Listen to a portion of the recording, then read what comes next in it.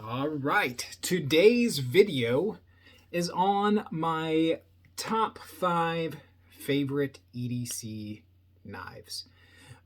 These are not my woods or bushcraft knives. These are knives that I would carry around town, to the store, out to eat, just not out in the woods honing survival and bushcraft skills, although they can double as that, don't get me wrong. These are just, knives I would carry, around town, to parties, all that type of jazz. So first up on the list is a knife that hasn't made an appearance in one of my videos yet. This is the Buck 110 Pro model. It differs from the standard 110 in several different aspects, although the design is the exact same.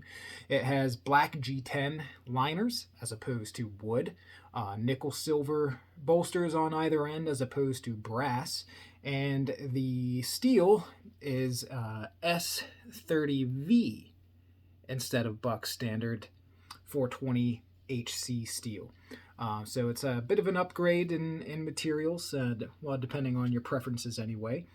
Usually if I'm out in the woods, I bring my Buck 110 with the wood handle, wood in the woods. But, not that this knife here can't, do those tasks. I just, reserve it for more everyday and being a little fancier.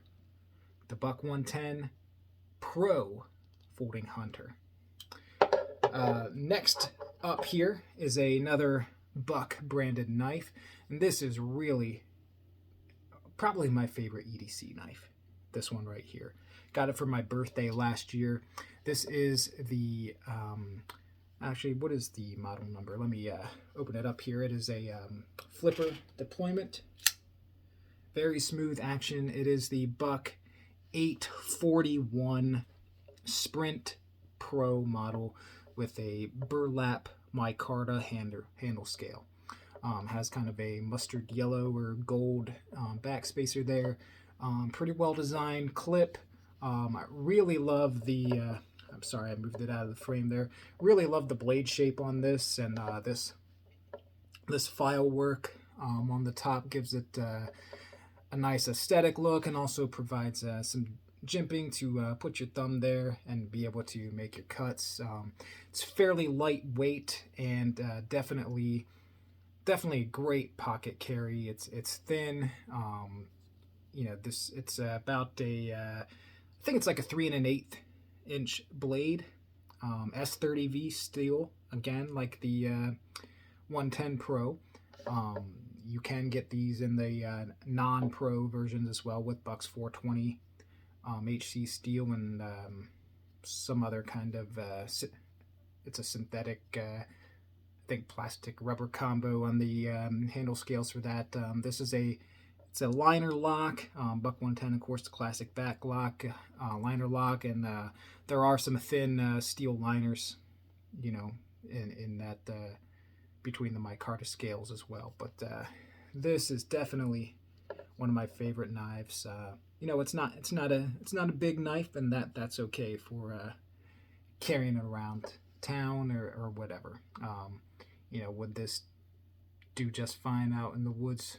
Probably, but I don't usually do that with this knife. This is everyday type cutting tasks, but still definitely a favorite.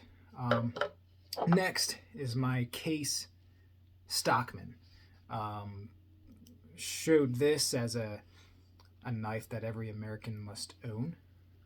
3 blades here. Very useful tool. Maybe the Stockman pattern knife is kind of the first multi-tool, if you could consider it that. I had this in my pocket for a bit yesterday and used it. I'm doing making a leather strap down in my workshop, and I used the sheep's foot blade here with that nice precision tip for slicing to cut leather to put on that sheath, and or not sheath, a strap. So this is definitely super handy. You know, you use the main clip point blade for most tasks. You know, work in the kitchen, it can do that, and you know, do any general type of cutting tasks.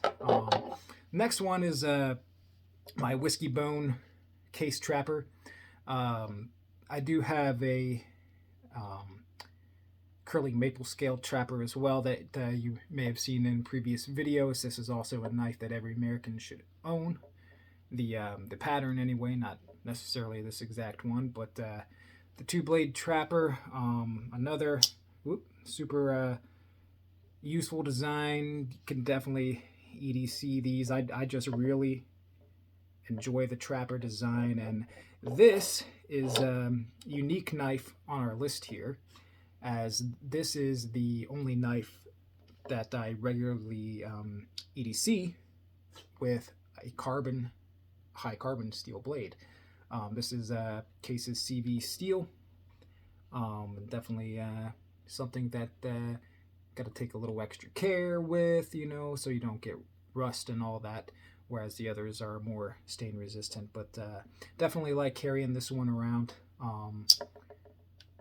Go back and forth with the other trapper I mentioned as well, but wanted to include this one in this video, as that carbon steel gives it something unique.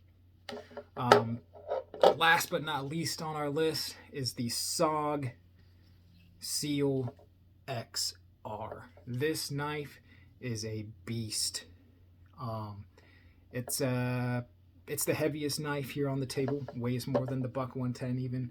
I think I don't know if it's a full ounce more, or you know, maybe like 3/4 of an ounce, but it's definitely the biggest.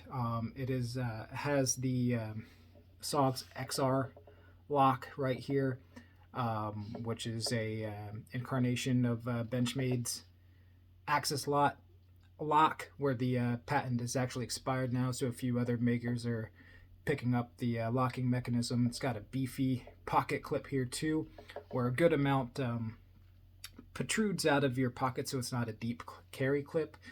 This is meant to be more of a tactical blade, and it would serve that purpose very well.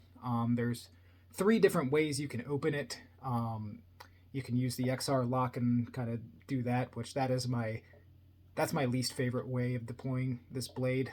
You can use the thumb hole, which is a decent way of opening it, but the flipper mechanism here is, I think, by far the easiest.